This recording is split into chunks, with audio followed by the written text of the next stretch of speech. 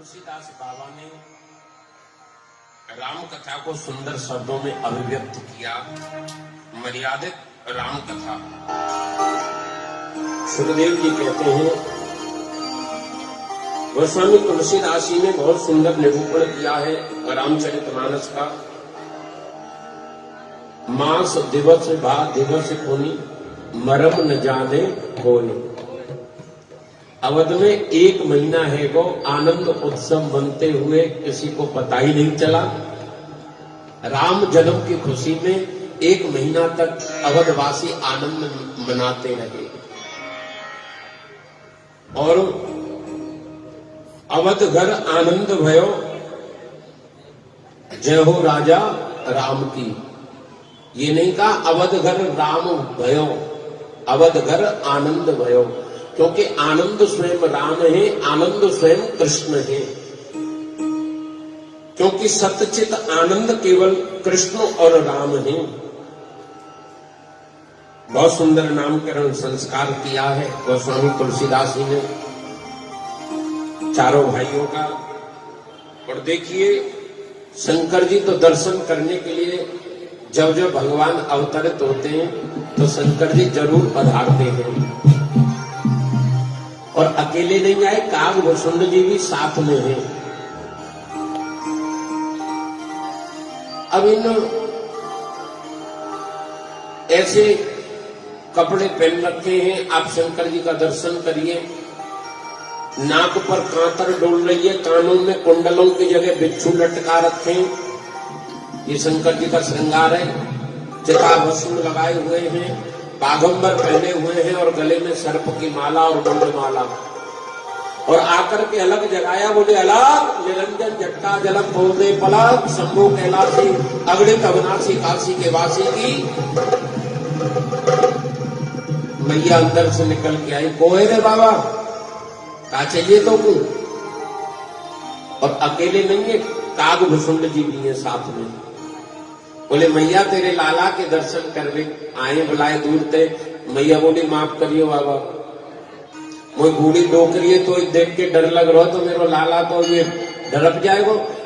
बोले अरे मैया ये तेरो लाला डरेगो नहीं। मैया बोली बाबा माफ करियो, मुझको तो को आटो कंबल जूता चप्पल जो कछु चाहिए सो सब कछु ले जा, लेकिन लाला के दर्शन नहीं कराऊंगी। कागभूषुंड जी की तरफ देखा, क्या करें? बोले हम बताएं, अभी आपको दर्शन हो जाएगा। कागभूषुंड जी ने कहा बाबा मैया बहुत बड़े ज्योतिषी हैं, इनकी ज्योतिष कबू फैलना है वे, और एक बार तेरे छोरा की ज्योतिष बता दी तो तेरा कल्याण हो जाए। मैया बोली अरे बाबा भीतर आ जा। अरे बाबा मेरी लाला की कुंडली देख के बता। अब शंकर जी तो चले गए, कागभूषुंड जी भी जाने लगे। मैया बोली तू कोई भैया, तू कहां जा रहा है? तू कोई कुंडली देखेगो?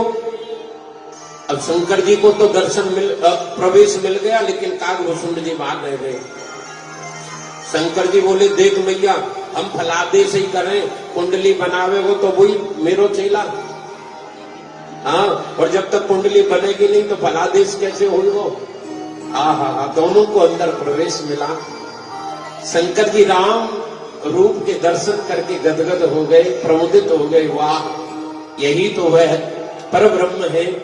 मैया कौशल्या तेने कितनो सुंदर तेरे भाग्य है जो आज तेरे घर ब्रह्म पधार्यो है।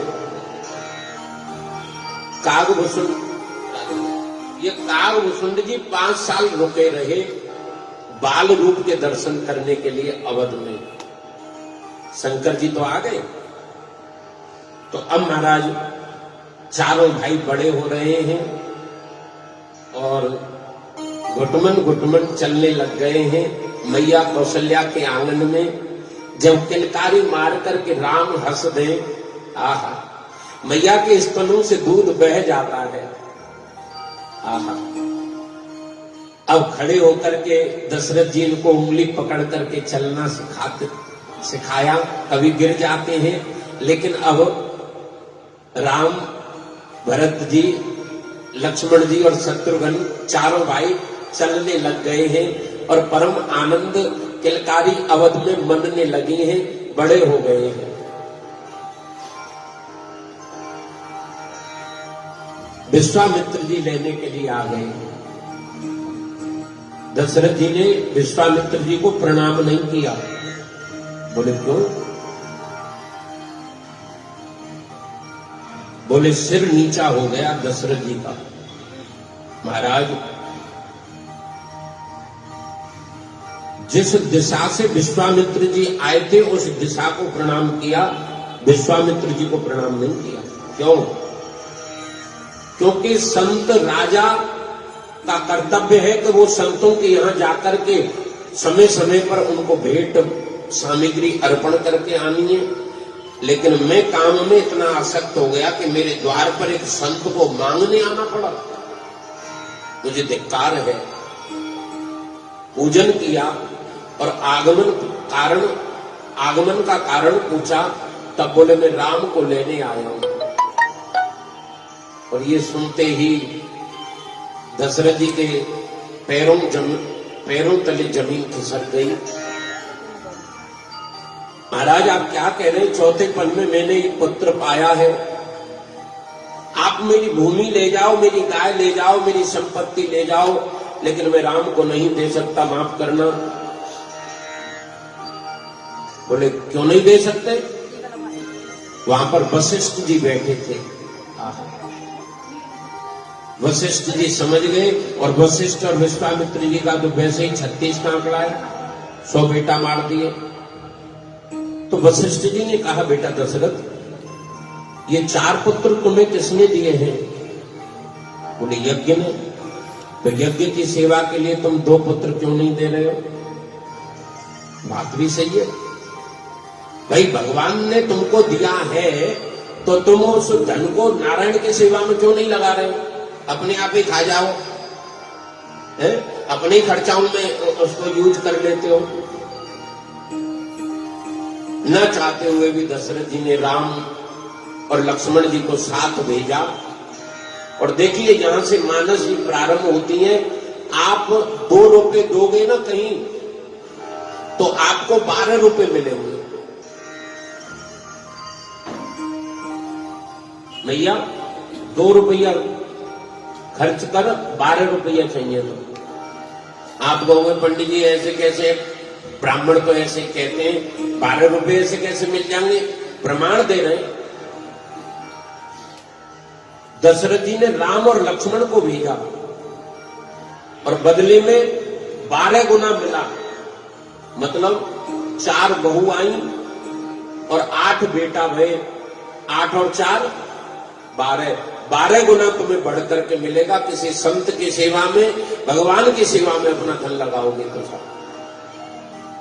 ताली तो बजा दो कंजूस हो। मैं आपसे पैसे नहीं मांग रहा हूं।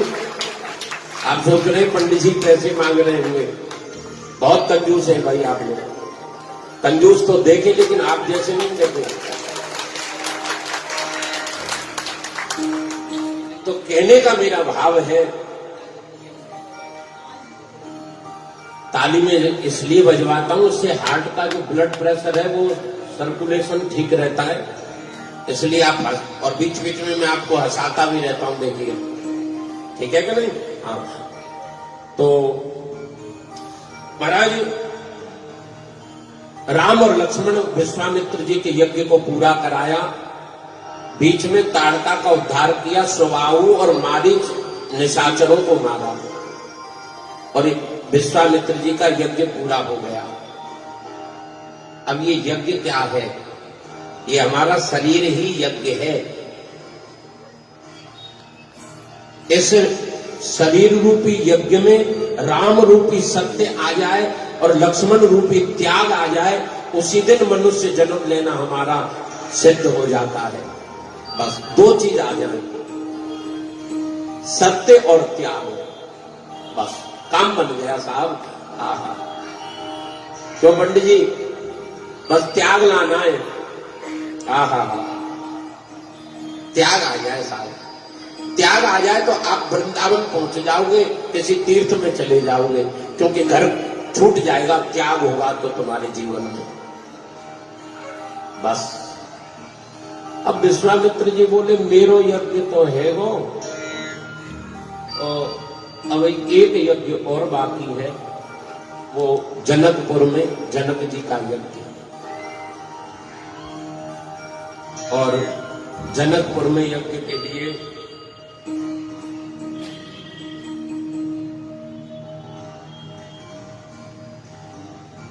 इस यज्ञ को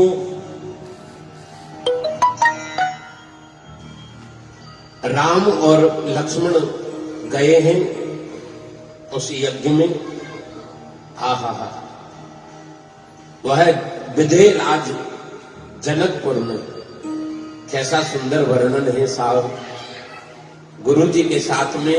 और बीच में अहिल्या का उद्धार किया, जो पत्थर की नाड़ी बनी है, गौतम नाड़ी अहिल्या, चरण रज चाहती है। अब देखिए, अहिल्या ब्राह्मण है और राम क्षत्रिय है, तो क्षत्रिय ब्राह्मण से पैर नहीं लगा सकता, तो पैर को ऊपर उठाया, वो चरण रज उड़ करके अहिल्या के सिर पर और उसका उद्धार हो गया। अब विश्वामित्र जी को लगा कि थोड़ा बहुत कुछ ऐसा हुआ भी होगा, तो तुरंत आगे चल करके गंगा में स्नान करा दिया और गंगा में स्नान करा करके आगे बढ़े हैं, जनकपुर में पहुंचे हैं। और जनकपुर में गुरु की आज्ञा लेकर के शोभा देखने के लिए राम चले हैं। और देखिए, बालक लोग राम की उंगली पकड़ करके चल रहे हैं, दिखाते हुए, भक्ति में बालक बन जाओ साहब। आहा, भक्ति में बालक बन जाए हम। ये भाई लोग झीने पे खड़े हैं बीच में, और माताएं अटारियों पर चढ़ करके सुंदर मन भगवान को अर्पण कर रही हैं। ये भाई लोग हमेशा बीच में ही रहते हैं, दुविधा में। माताएं आगे निकल जाती हैं भक्ति में। हाँ, और राम की शोभा देख करके सब आनंदित हो रहे हैं। और फिर वहां पर पुष्प वाटिका में जानकी जी का दर्शन हुआ है और राम दर्शन करके आए हैं। गुरु जी ने कहा, सफल मनोरथ होए तुम्हारे। लक्ष्मण जी भी देख आए हैं। आहा, कैसा सुंदर दर्शन है। सुबह यज्ञ के लिए तैयारी हो रही है, बड़े बड़े राजा आए हैं, लेकिन उस धनुष को कोई उठा नहीं पाया, धनुष को उठा नहीं पाया कोई। अंत में राम जी गए हैं गुरु की आज्ञा लेकर के, और पलक झपकते धनुष को उठाया और प्रत्यंचा धनुष को तोड़ दिया है राम जी ने। ये धनुष क्या है? धनुष है अभिमान, अहंकार। धनुष क्या है? अहंकार। और धनुष के टूटते ही कौन आया था फिर वहां? परशुराम। बहुत बढ़िया। परशुराम कौन है? अभिमान। तुम्हारा अहंकार टूट जाए और अभिमान तुम्हारा वन में चला जाए, तब सही मायने में भक्ति तुमको वरमाला पहनाएगी। बोलो जय श्री कृष्ण। जय श्री कृष्ण। मैंने क्या कहा? धनुष है अहंकार, टूट जाए, लेकिन बड़ी मुश्किल से टूटे, इतनी जल्दी अहंकार टूटे ना। और उसी समय अभिमान आएगा कि हमें हमारा अहंकार टूट गए, ये भी एक अभिमान है। अभिमान चला जाए वन में, और वन में जब अभिमान चला जाएगा आपका, तब मेरे भाई बहन सही मायने में भक्ति आपको वरमाला पहना देगी। और यही हुआ। जानकी जी वरमाला लेकर के आई हैं, और वरमाला लेकर के भक्ति को, और राम जी झुक करके खड़े हैं। सखियां पहनाने नहीं दे रही हैं वरमाला, क्योंकि शादी में थोड़ा विनोद तो होता ही है। जानकी जी ने कहा, आपने भी धनुष तोड़ने में बड़ा विलंब किया, बोले देवी अभिमान इतनी जल्दी थोड़ी टूटता है। चलो राम जी को देख करके जानकी जी का मन हुआ कि माला पहना दे, लेकिन सखियां पीछे खींच लेती हैं। अब बार बार प्रयास कर रहे हैं लेकिन वो विनोद हो रहा है। और देखिए शादी विवाह में विनोद होना भी चाहिए। हाँ, और वर महोदय को तो उस दिन खूब विनोद कर लेना चाहिए दूल्हे को, क्योंकि उसके विनोद का आखिरी दिन होता है। बोलो जय श्री कृष्ण। देखो पंडित जी भी पीछे ताली बजा रहे, इसका मतलब मैया यदि पीछे होती तो ताली नहीं बजाते। मैया तो बता रहा हूं पीछे बहुत जोर की ताली बजाइए। पंडित जी आखिरी बार कब रोए? जब विवाह हुआ था। पंडित जी नहीं, पंडित जी का मन रोया था कि अब में बालक नहीं रहा। अब में वो बालक रोता है भीतर, बोले भाई अब जिम्मेदारी आ गई है, विवाह हो गया है, तो वो बालक उस समय रोता है। शादी में विनोद हुआ और अंत में जानकी जी ने वरमाला पहना दी। जय रघुनंदन जनक किशोरी, सीताराम मनोहर जोड़ी। बड़ी सुंदर मनमोहक जोड़ी है प्रभु की। रघुनाथ जी को वरमाला पहनाई है। और देखिए वरमाला पहना करके बड़ा आनंद हुआ अवध जनकपुर वासियों को। आहा, यही तो इच्छा थी कि किस दिन देखें हम इस जानकी जी को वर मिले, और आज वो वर मिल गया है। चारों भाइयों का विवाह हुआ। उर्मिला जी का लखनलाल जी के साथ, मांडवी का श्री भरतलाल जी के साथ में, और सुतकीर्ति का विवाह श्री छुटकल्ले लाल जी के साथ में। आहा, दशरथ जी आते हैं, जाने के लिए कह रहे, लेकिन 3 महीने बारात रुकी राम जी की। कितने दिन? ये बात आपके गले उतर रही है, 3 महीने। कोई व्यक्ति ऐसा है जिसकी 3 दिन बारात रुकी हो? कलयुग में 3 दिन बारात रुक जाती थी, वो तो साहब त्रेता युग था। है? आजकल तो तुम लोग 30 मिनट बारात को नहीं रोकते, बस भोजन किया और बस भागो। इससे ही पता चलता है कि हम लोगों में कितना परिवर्तन आ गया है? हाँ। और देखिए पंडित जी जानते हैं पुराने समय में बारात जब आती थी तो पूरा गांव ये कहता था भैया गांव की नाक है, बारात की जिम्मेदारी सबकी है।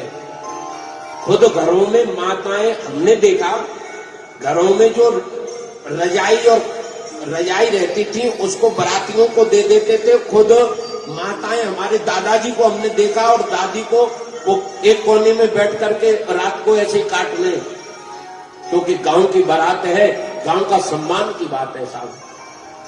हमने देखा साहब। तो आदरणीय श्री, और देखिए माताएं चर्चा बहुत जल्दी कर लेती हैं। चर्चा जब हम भी देखिए जब ट्रेन में सफर करते हैं पंडित जी, और हमारा जीवन तो पटलियों पे ही गुजर रहा है? तो हम जब उसमें डिब्बे में बैठे हुए होते हैं ना, तो भाई लोग ऐसे अकड़ करके रहते हैं, बात नहीं करते जल्दी से, और माताएं बैठेंगी, बैठते ही चर्चा करेंगी। और पता है पंडित जी क्या चर्चा करेंगे? अरे बहन कहां से हो, कहां जाना है? और दूसरा प्रश्न करेंगी, अभी आफत है घर में या आफत से छुटकारा मिल गया? अब डिब्बे में बैठे रहते हैं तो हमको सुनाई तो देता ही है। आफत का मतलब सास। दूसरा प्रश्न, सास है या मर गई? चर्चा ही माताएं बहुत जल्दी कर लेती हैं। और देखिए चर्चा करने का फायदा भी होता है। फिर वो माताएं कहेंगी पता नहीं स्टेशन पे कुली मिलेगा कि नहीं, वो दूसरी मैया कहेगी आप चिंता मत करो, मैं हूं ना, आपको कुली भी नहीं करना पड़ा और आपका लगेज भी ऊपर आ गया। इंट्रोडक्शन करने से कितना फायदा होता है। तो कहने का मतलब सरलता व्यक्ति को आनंद देती है। और विवाह में परम आनंद हुआ। चारों बहुओं को लेकर के दशरथ जी पधारे हैं और तीनों माताओं ने मंगल आरता किया है। अवध में कौन वर्णन करे। देखिए बहुत संक्षिप्त में कहना पड़ेगा राम कथा को, और भागवत में 1.5 अध्याय में है, बहुत संक्षिप्त में हम लोग लेकर के चलेंगे। तो महाराज देवताओं ने सरस्वती जी से कहा कि आप काम बिगाड़ दो। क्या मतलब? बोले कल राम का तिलक नहीं होना चाहिए, कल वनवास हो जाए। सरस्वती जी को बताया देवताओं ने, तो बोले मैं किसकी बुद्धि बिगाड़ूं? जिसने महाराज दशरथ जी का अन्न खाया है और सरयू का जल पिया है, उसकी बुद्धि मैं नहीं बिगाड़ पाऊंगी। बहुत खोजबीन करने के बाद में एक मंदमती पात्र दिखाई दिया जिसका नाम है मंथरा। केकई के साथ में दहेज में आई है। उसने केकई की बुद्धि में विकृति उत्पन्न करी और वो 2 वरदान मांग लिए। पहला वरदान भरत को राजगद्दी और राम को 14 वर्ष का वनवास। 14 वर्ष का वनवास। दशरथ जी ने कहा देवी ये दूसरा वरदान तुम क्यों मांग रही हो? समझाने पर भी नहीं माने। और जैसे राम वनवास सुना, दशरथ जी का हृदय विदीर्ण हो गया, टूट गया। खंबे से सिर लगा और धड़ाम से मूर्छित होकर के गिर पड़े। राम को पता नहीं है। सुमंत जी ने राम को जाकर के बताया कि तुम्हारे पिता की तबीयत बिगड़ गई है, क्योंकि काम व्यक्ति की तबीयत को बिगाड़ता है। और दशरथ जी कामासक्त हैं, इसलिए केकई के उसमें आ गए। दशरथ जी कहते हैं अरे मृग नैनी, हे गजगामिनी, हे सुलोचनी। गोस्वामी तुलसीदास जी को बहुत बुरा लग रहा है ये शब्द जब बोल रहे हैं ना। ये शब्द बोलने की साहब एक उम्र होती है। बूढ़ा आदमी यदि ऐसे शब्द अपनी पत्नी को बोले तो उसके बेटे का वनवास यही होगा, राज तिलक नहीं होगा। ये शब्द बोलने की एक उम्र होती है महाराज। तो कामों में जब आसक्त हुए, और काम में आसक्त व्यक्ति बीमार है, बीमार हो गए। राधे राधे।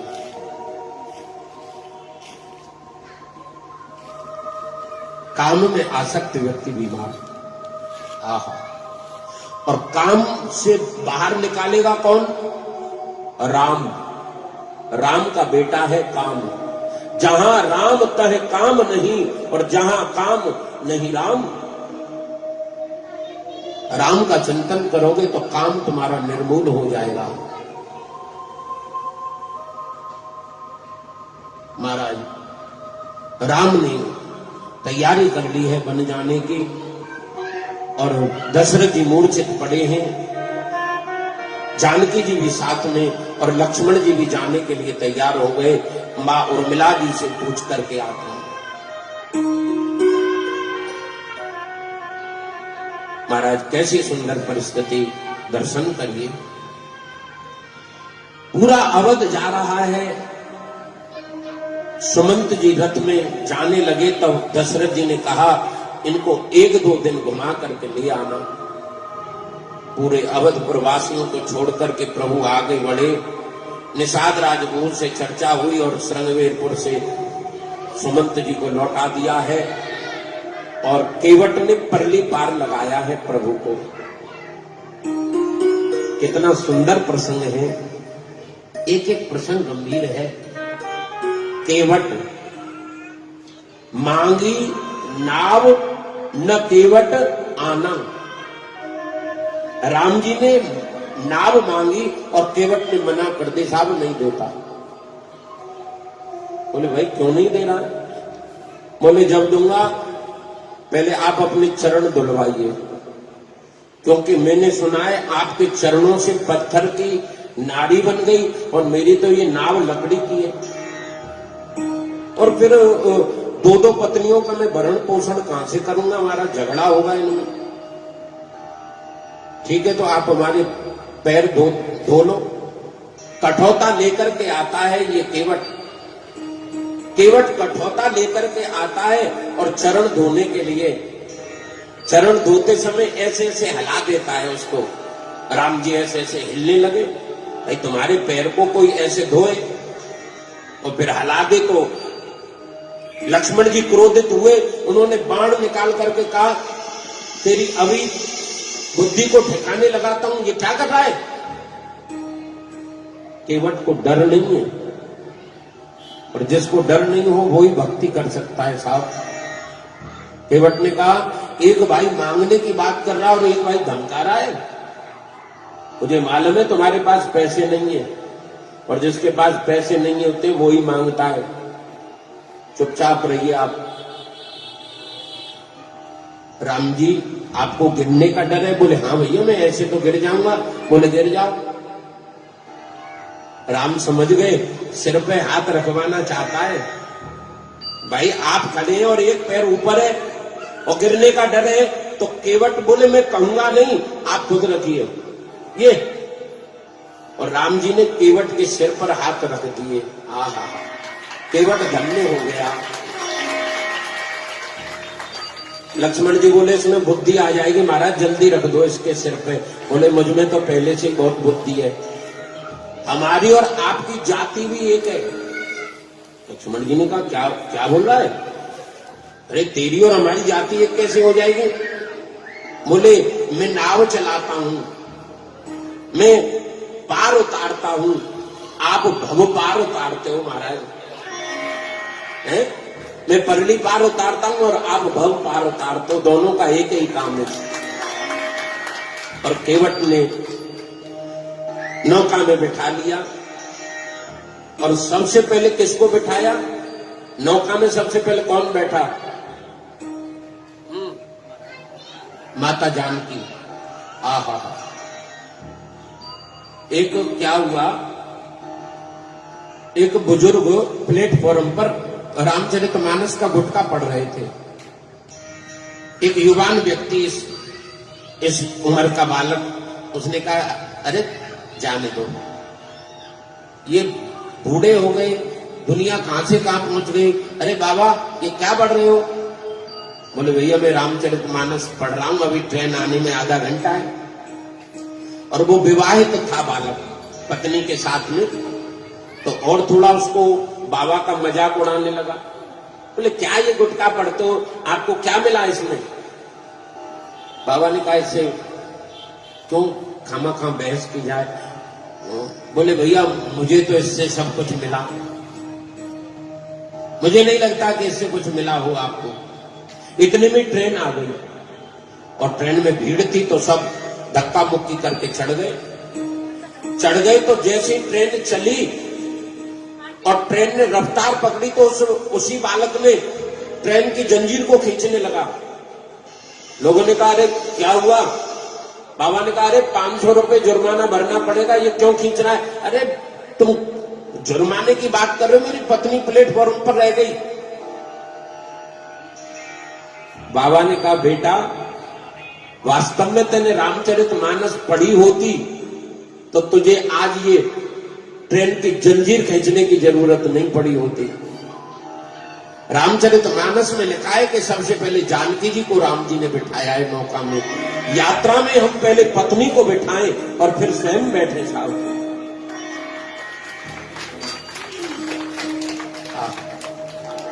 अब ये देखिए केवट क्या कर रहा है, ऐसे चलता है और ऐसे 10, 20, 25 हाथ चल करके फिर नौका को ऐसे लौटा लाता है और फिर ऐसे चलाता है, फिर ऐसे चलाता है। लक्ष्मण जी ने एकदम बाण निकाल करके कहा आज तू बचेगा नहीं, मेरे हाथों से मरेगा तू आज। और एक बात बताऊं, काल के बाण, लक्ष्मण जी काल है और काल के बाण को वही व्यक्ति वापस लौटा सकता है जिसकी भक्ति में शरणागति होगी। लक्ष्मण जी काल है, काल का बाण भी कुछ नहीं कर पाया। केवट ने सीना तान करके कहा क्यों, हु आर यू? लक्ष्मण जी को ये एक साधारण सा व्यक्ति कह रहा है। कौन हो भाई तुम? मैं कोई पैसे तो ले नहीं रहा तुमसे, और तुमको मुझे पता है 14 साल वन में ही रहना है, तो मैं 10-5 घंटे तुमको देख देख करके और अपनी नौका चलाता रहूं तो तुमको परेशानी क्या हो रही है मेरे यार? आहा, केवट कह रहा है भाई तुम्हें 14 साल यहां रहना है और मैं देखते हुए 10-5 घंटे नौका को इधर से उधर घुमाता रहूं तो तुम्हें तकलीफ क्या हो रही है? लक्ष्मण जी मुझे ये बताओ। वाह, पल्ली पार लगाया और राम जी का सिर नीचे हो गया कि इस केवट को कुछ दें।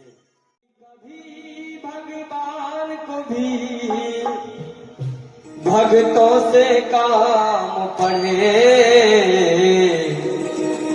जाना था गंगा, जाना था गंगा पार, प्रभु के भट की नाव चढ़े, जाना था गंगा पार, प्रभु के भट की नाव चढ़े। कभी कभी भगवान को भी, हाँ कभी कभी भगवान को भी भक्तों से काम पड़े, जाना था गंगा पार, प्रभु के भट की नाव चढ़े, जाना था गंगा पार, प्रभु के भट की नाव चढ़े। हरि हरि।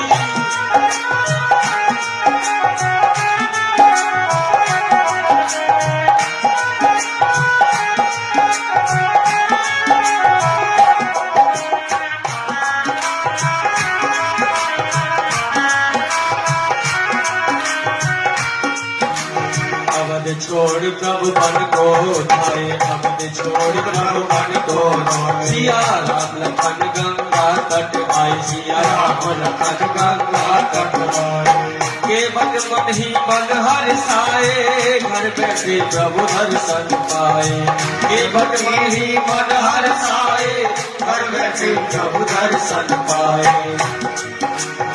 हाथ जोड़ कर प्रभु के आगे, हाथ जोड़ कर प्रभु के आगे, केवट मगन खड़े, जाना था गंगा पार, प्रभु के भट की नाव चढ़े, जाना था गंगा पार, प्रभु के भट की नाव चढ़े।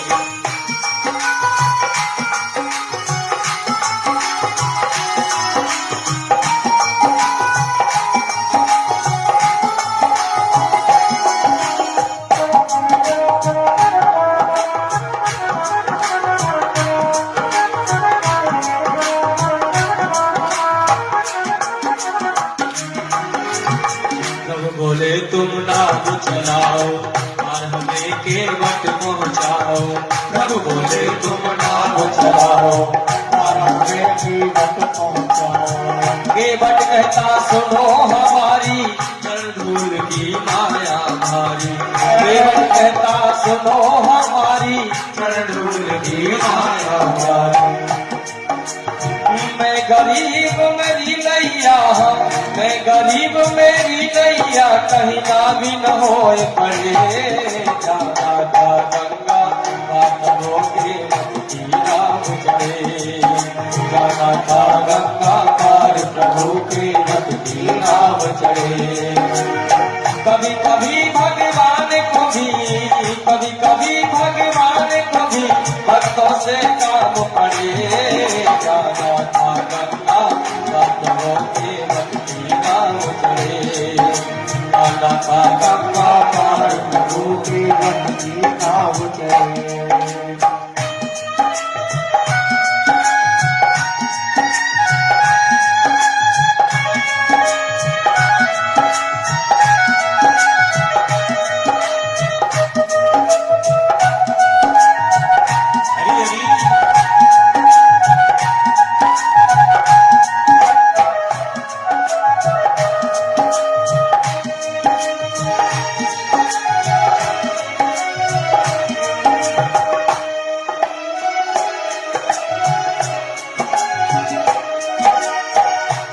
दौड़ के जल भर लाया, चरण धोए चरणामृत पाया, केवल दौड़ के जल भर लाया, चरण धोए चरणामृत पाया, वेद ग्रंथ जिनके यश गाए केवट उनको नाम चढ़ाए।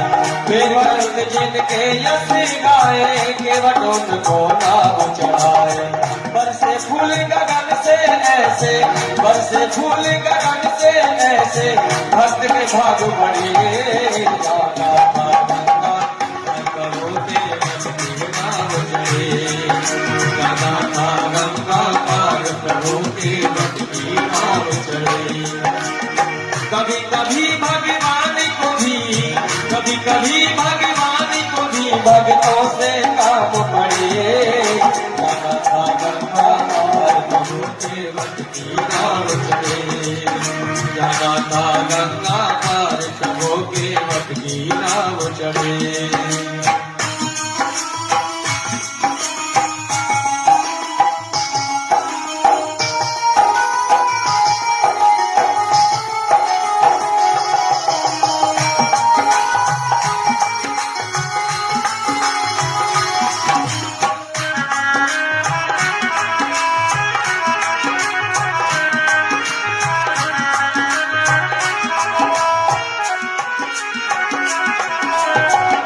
नाम गंगा की धारा चली, नाम गंगा की धारा चली, नाम गंगा की धारा। सिया राम लखन को पार उतार, सिया राम लखन को पार उतार। प्रभु देने लगे नाम उतराई, केवट कहे नहीं रघुराई। प्रभु देने लगे नाम उतराई, केवट कहे नहीं रघुराई। पार किया मैंने प्रभु तुमको, पार किया मैंने प्रभु तुमको, अब तुम है पार करे। जाना था गंगा पार करो केवट की नाव चढ़े। जाना था गंगा पार करो केवट की नाव चढ़े। कभी कभी भगवान को भी, हाँ कभी कभी भगवान को भी भक्तों से काम पड़े। जाना था गंगा करो केवट की नाव चढ़े। जाना था गंगा पार करो केवट की नाव चढ़े। जाना था गंगा पार करो केवट की नाव चढ़े। जाना था गंगा पार करो केवट की नाव चढ़े। जाना था गंगा पार करो केवट की नाव चढ़े। बोलिए राघवेंद्र सरकार की जय। देखो राम जी को इतना संकोच हो रहा है, मैं इस केवट को कुछ दे नहीं पाया। देखो धर्म पत्नी का कर्तव्य यही होता है कि पति के थोड़े से दुख को देख करके तुरंत समझ जाए। आहा, इतना प्रेम करे पति से। जानकी जी ने तुरंत अपनी राम नाम की मुद्रिका उतार करके रघुनाथ जी के हाथ में दे दी। ये लो। आहा, राम जी ने कहा भैया केवट आपके लिए धन्यवाद, आपने हमें परली पार लगाया, ये लो। केवट ने कहा महाराज मुझे आपने क्या नहीं दे दिया है, ये मजदूरी नहीं है, आपने तो मुझे महाप्रसाद दे दिया, आपके चरण मुझे दे दिए, अब मुझे ये दे करके मुझे वो मत करिए। और सुनो, उधर से जब आओ तो ऐसा नहीं कि आप विमान में बैठ करके आ जाएं, व्यवस्था हो जाए उधर से। मैं नौका को यहीं रखूंगा और सिवाय आपके इस नौका में अब मैं किसी को नहीं बैठाऊंगा। आहा, केवट ने प्रणाम किया और रघुनाथ जी आगे बढ़े हैं, चित्रकूट पे पहुंचे हैं। ये चित्रकूट क्या है? ये हमारा चित्त ही कुट जाए, चित्त हमारा बिल्कुल एकदम निर्मूल हो जाए, तब वहां पर राम पहुंचेंगे। और देखिए पतझड़ हो रहा था उस समय, लेकिन राम के पहुंचते ही, क्योंकि भक्ति जानकी, लक्ष्मण त्याग और सत्य राम आते ही आनंदित हो गया है चित्रकूट।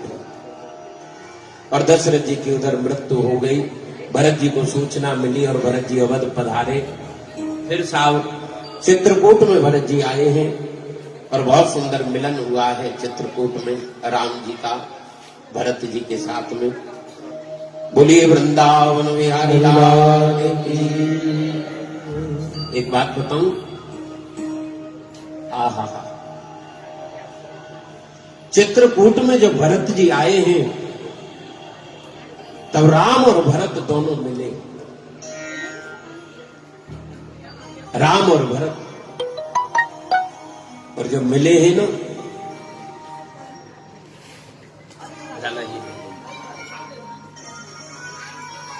राम और भरत जब चित्रकूट में मिले हैं तो कोई ये नहीं बता सकता कि इनमें से राम कौन है और भरत कौन है। आहा। और मेरे भाई बहन, भरत जी ने राम जी के चरण छुए, लेकिन फिर भी मन को संतुष्टि नहीं हुई।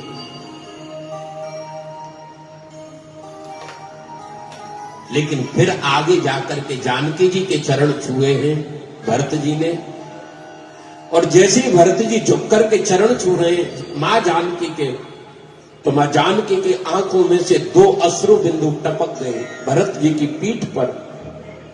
भरत जी समझ गए कि मां जानकी ने मुझे क्षमा कर दिया है, भैया ने मुझे क्षमा कर दिया है। राम जी के जब तक चरण छू रहे थे तब तक विश्वास नहीं हुआ कि भैया ने मुझे माफ, क्योंकि मेरा अपराध ही इतना बड़ा है, मेरे कारण भैया राम को वन में जाना पड़ा। लेकिन जब जानकी जी ने भरत जी की पीठ पर 2 आंसू टपक गए तब भरत जी समझ गए कि मां जानकी ने मुझे क्षमा कर दिया है। पीठ पर मानो 2 हाथों से ऐसे कि भरत भैया आप बहुत आगे निकल गए, भरत भैया आप बहुत आगे निकल गए। आहा, ये भरत जी की भक्ति है। और देखिए, चित्रकूट की सभा कोई साधारण सभा नहीं है। मंत्र दृष्टा वशिष्ठ जी बैठे हुए हैं, विजयराज जनक जी बैठे हुए हैं, और महाराज सब जब फैसला हो जाता है तब अंत में भरत जी बोलते हैं, राम सत्य है और भरत प्रेम है। सत्य और प्रेम की जब कभी टकरार होती है हमेशा प्रेम ही अपनी कुर्बानी देता है। एक बात बताऊं पंडित जी, यदि भरत जी चाहते तो राम जी को अवध लौटाने के लिए कह देते। भरत जी यदि कहते कि भैया राम आप अवध जाइए, राम चले जाते।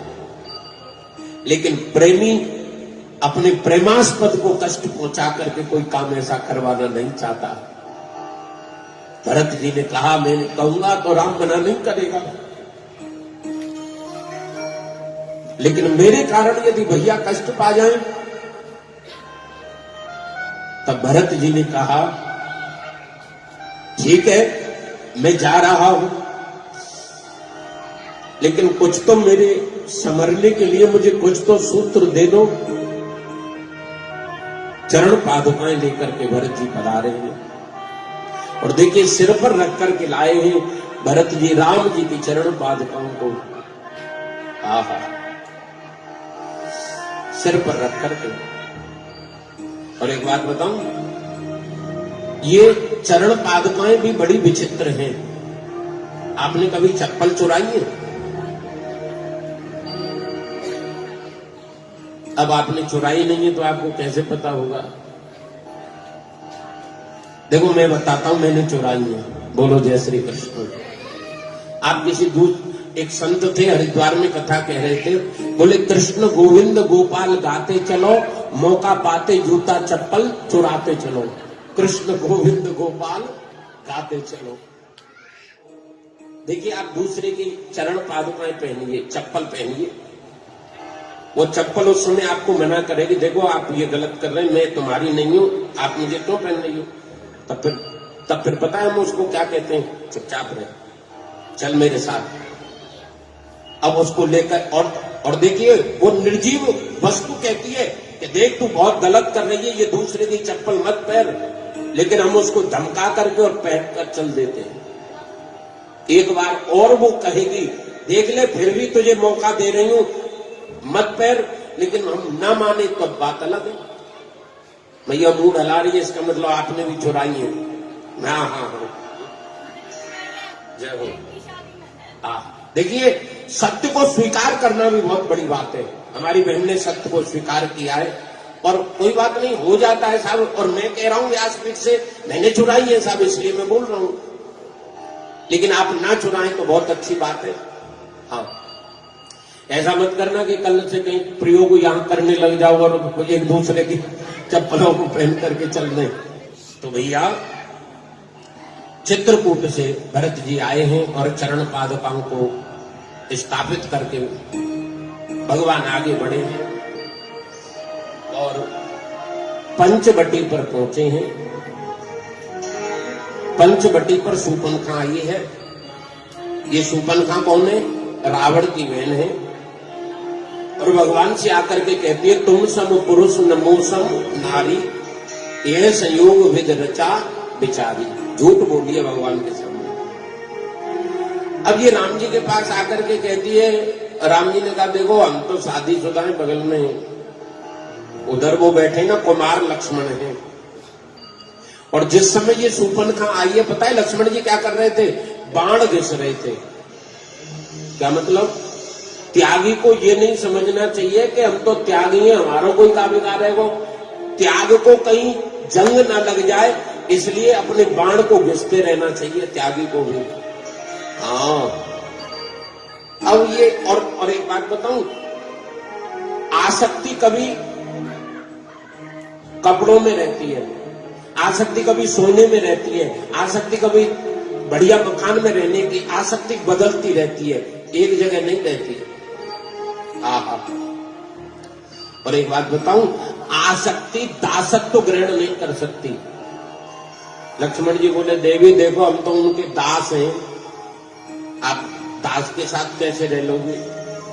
लक्ष्मण जी ने उधर भेज दिया और लक्ष्मण जी ने भी मीठा विनोद कर दिया। बोले महाराज वो जो बैठे हैं ना वो अवध के राजा हैं, मतलब होने वाले। तो लक्ष्मण जी ये कहना चाहते हैं भैया पिताजी की 3 थी तो आपकी भी तो 2 हो सकती हैं, स्वीकार कर लो। राम जी लक्ष्मण जी के पास भेज दे, लक्ष्मण जी राम जी के पास भेज दे। इसने कहा अच्छा बेवकूफ बना रहे मुझे, पहले इसको दुबली पतली से इस भक्ति को खा जाऊं क्योंकि तभी मेरी दार गरेगी। और जैसी जानकी जी को खाने के लिए दौड़ी तो राम जी ने इशारा कर दिया, नाक कान काट दिए। अब किसी ने कहा कि पैरे काट देते, शूर्पणखा भटकना बंद हो जाती। बोले ना। अच्छा आसक्ति हमारी होती सबसे पहले कहां है? कहां से होती है आसक्ति? नाक से। बगल वाले ने बढ़िया परफ्यूम लगा रखे हो, नाक तुरंत ले जाएगी उधर, और नाक जाएगी तो उसको देख करके फिर कान भी वहीं चले जाएंगे। तो नाक और कान मतलब स्वर्ग और नरक। जो भगवान के सामने झूठ बोलता है ना वो यहां रहने का अधिकारी है ना उधर जाने का अधिकारी है। और नाक कान कटी हुई स्त्री के पीछे जो चलता है उसका नाश हो जाता है साहब। रावण के पास गई बिलखती हुई तो बोले तू खरदूषण के पास नहीं गई? बोले गई भाई जी लेकिन उसको तो मार दिया। अरे खरदूषण मौसम बलवंता नहीं मार सके बिन भगवंता, इसका मतलब भगवान ने अवतार ले लिया है। फिर वो मामा मारीच मृग बन करके गया और जानकी जी कारण जटायु का उद्धार किया। उसके पग पर काट दिए जटायु के। और मेरे भाई बहन युद्ध की भीषण स्थिति। फिर हनुमान जी से मित्रता हुई राम जी की। आहा, चारों युग प्रताप तुम्हारा है प्रसिद्ध जगत उजियारा, साधु संत के तुम रखवारे असुर निकंदन राम दुलारे। हनुमान जी जैसा कौन हो सकता है मेरे भाई बहन? चारों युगों में प्रताप है हनुमान जी का। हनुमान जी जैसा कृपालु कौन हो सकता है, बड़े दया के सागर हैं। तो हनुमान जी के माध्यम से सुग्रीव से मित्रता हुई और बाली आताताई का उद्धार कराया। और फिर युद्ध की भीषण स्थिति बनी। 31वां बाण रावण की नाभि में मारा भगवान ने और रावण का उद्धार हो गया। और अग्नि ने जानकी जी को समर्पित किया। फिर कुबेर ने पुष्पक विमान राम जी को अर्पण किया और अवध में भगवान पधारे हैं। और अवधपुर वासियों को बड़ा आनंद हुआ। 13,000 वर्ष तक प्रभु ने प्रशासन किया और फिर भगवान साकेत धाम को पधारे हैं। बोलिए राजा रामचंद्र भगवान की जय। एक बात बताऊं, एक व्यक्ति में 3 चीजें नहीं मिलेंगी आपको। कोई व्यक्ति बलवान होगा तो रूपवान नहीं होगा, और रूपवान होगा तो शीलवान नहीं होगा। बोलो जय श्री कृष्ण। ये तीनों गुण तो मेरे प्रभु श्री राम में हैं। देखो परशुराम जी इतने बलवान थे, इतने जड़ जनक जी की सभा में बोलने वाला व्यक्ति इतने बलवान कि राम जी की सेना देखते ही मूर्छित हो गई थी। इतने बल परशुराम जी, लेकिन बोलते तो ऐसा लगता अंगारे बरस रहे हों, क्रोधी थे। रावण बलवान बहुत था। शंकर जी और पार्वती सहित कैलाश को उठा लिया था अपनी भुजाओं पर, लेकिन रावण रूपवान नहीं था। रावण के 10 सिर थे। कितने? अब किसी ने कहा कि फिर करवट लेता होगा तो ऐसा लगता होगा खेत में हल खड़ाए क्या, कैसे सोता होगा। और जब दर्द होता होगा तो कैसे पड़ता चलती होगी कि किस सिर में दर्द है। बोले रावण बलवान बहुत था लेकिन रूपवान नहीं था। लेकिन ये तीनों गुण तो मेरे प्रभु श्री राम में हैं। राम रूपवान हैं, बलवान हैं और शीलवान भी हैं। ऐसे प्रभु श्री राम का 2 मिनट हम ध्यान करेंगे। तो आइए 2 मिनट श्री राम का ध्यान करें। दिल के आंगन में अजब शोर मचा रखा है, मुझको सरकार ने दीवाना बना रखा है। चले भी आओ मेरे गरीब खाने में, आपके वास्ते गुलशन को सजा रखा है। फूलों में सजे रहते हैं सरकार हमारे, क्या जाएगा आपका जो हो जाएंगे दीदार तुम्हारे। सजा दो घड़ी को गुलशन सा, सजा दो घड़ी को गुलशन सा, मेरे सरकारी आए मेरे। सजा दो घड़ी को गुलशन सा, मेरे सरकारी आए। सजा दो घड़ी को गुलशन सा, मेरे सरकारी आए। मेरे सरकारी आए हैं, मेरे सरकारी आए हैं, मेरे सरकार आए हैं, मेरे सरकार आए हैं। लगे कुटिया, लगे कुटिया, लगे कुटिया भी दुल्हन सी, मेरे सरकारी आए। लगे कुटिया भी दुल्हन सी, मेरे सरकारी आए। सजा दो घड़ी को दुल्हन सा, सजा दो घड़ी को दुल्हन सा, मेरे सरकार आए।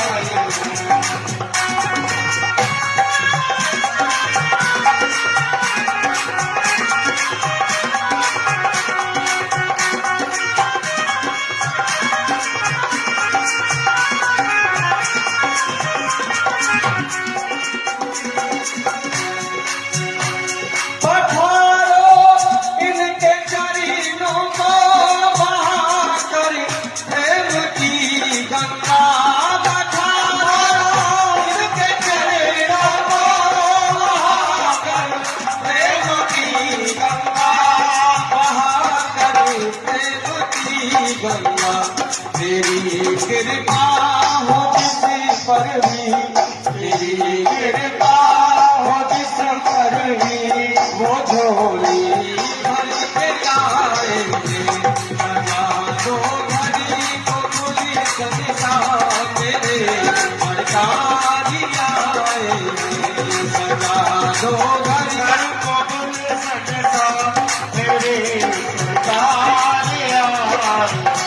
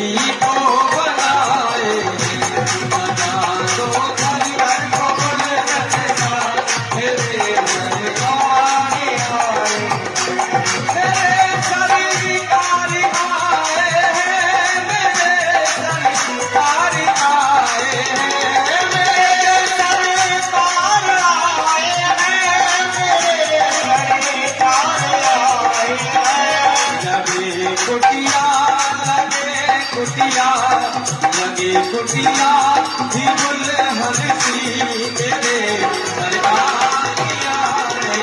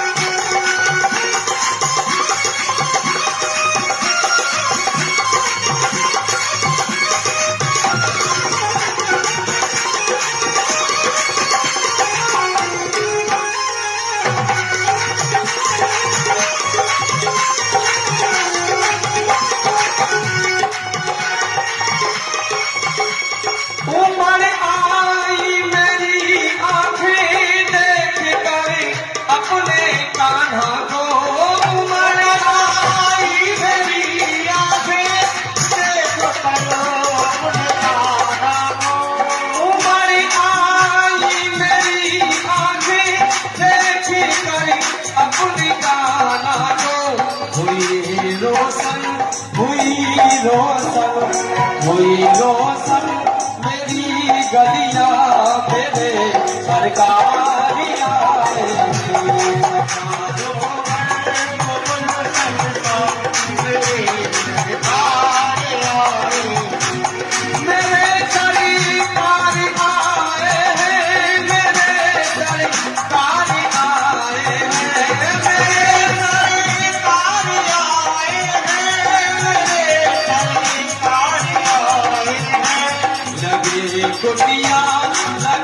कुटिया लगे कुटिया भी दुल्हन सी मेरे सरकारी आए।